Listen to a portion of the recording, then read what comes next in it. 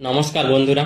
17 বিঘার বেশি জমি জুড়ে 262 কোটি টাকা দিয়ে নিউ টাউনে তৈরি হতে চলেছে 1008 স্তম্ভের দুর্গাঙ্গন।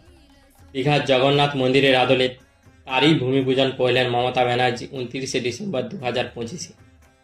প্রথমে নির্ধারিত জায়গা থেকে অন্য জায়গায় ভূমিপূজন করলেন। মন্দিরের মাঝখানে একেবারে 1000 মানুষ বসতে পারবেন তার ব্যবস্থা থাকবে। 1008টি স্তম্ভ করা হচ্ছে। 2 লক্ষ বর্গফুট জায়গা জুড়ে দুর্গাঙ্গন তৈরি হবে। মা দুর্গার মূল মন্দির ছাড়াও কার্তিক, সরস্বতী, লক্ষ্মী, গণেশের আলাদা মন্দির হবে।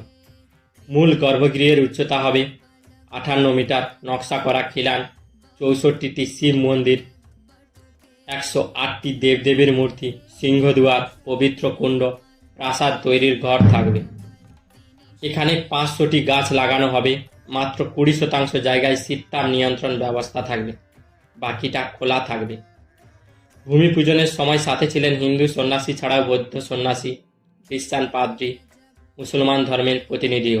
দিদি বলেছেন তিনি সেকুলার, তাই মন্দির তৈরি করছেন। সেকুলার দেশে কি সরকারি টাকায় মন্দির তৈরি করা যায়? এটাই ভাবার বিষয়। প্রসঙ্গত, রাম মন্দির তৈরি হয়েছে রাম জন্মভূমি ট্রাস্টের দ্বারা অনুদানের টাকায়।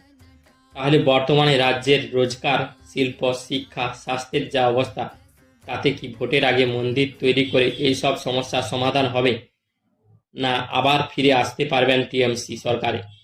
আপনাদের মতামত কমেন্টে জানাবেন।